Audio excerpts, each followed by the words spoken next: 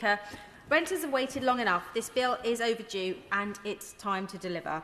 The Conservatives had their chance. They promised reform, then watered it down. The Renters Reform Bill was left to gather dust while tenants were left to suffer. So yes, Liberal Democrats absolutely welcome this government's Renters' Rights Bill.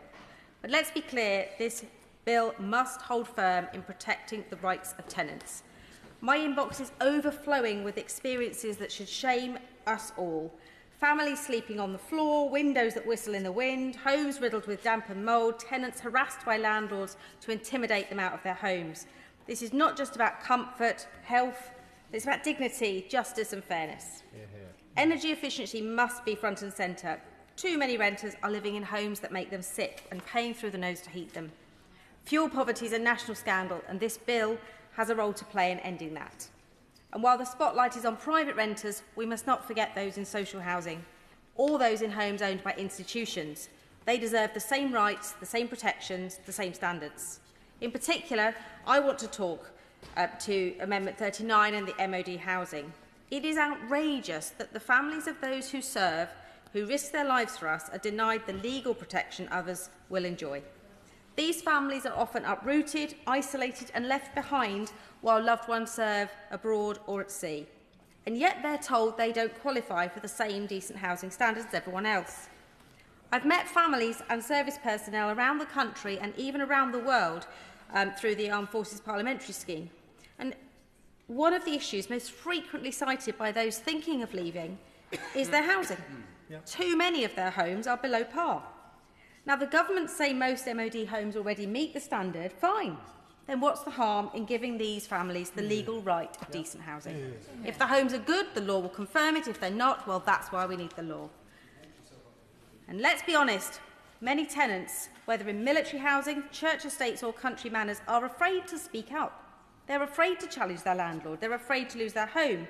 Rights must be for everyone, accessible without fear or favour. Now, the government claims that councils can't access these homes for security reasons.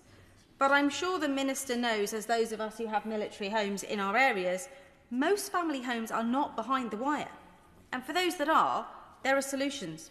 We must find a solution and we must ensure that these families have the same rights. No one should be denied decent housing based on who they work for.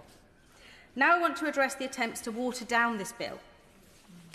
On that point, would the honourable member of course. give way? Thank the honourable member for giving way.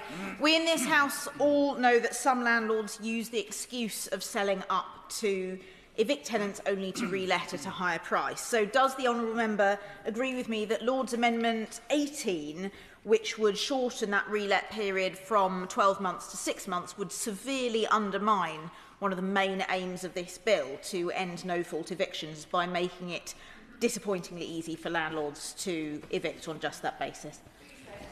I thank the honourable member for Bristol Central for raising that point and saving me the trouble of doing so, because absolutely we have landlords who are giving excuses that perhaps not all that they seem to be.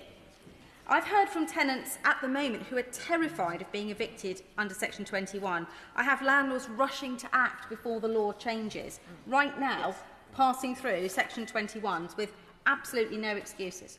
I've heard from renters who feel like they're in a David and Goliath battle, and through Amendment 11 there is an attempt to treat those with pets more harshly.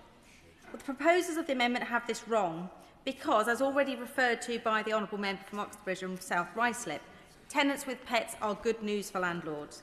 The research stated the figure is £3,800 that landlords are better off over 12 years due to lower vacancy rates and marketing costs for their properties. So I'd be a landlord that would happily take pets. And Amendment 26, requiring a criminal standard of proof for a civil matter, in my mind, that's not justice, that's obstruction. Last week, I met with the Housing Ombudsman Service. They told me that 1 in 5 calls they deal with are from people they can't help. Private renters, people in new builds, people in conversions. The system is broken, the scales are tipped too far from our tenants, and this bill must fix it. We need one ombudsman, one law, one standard, one rule.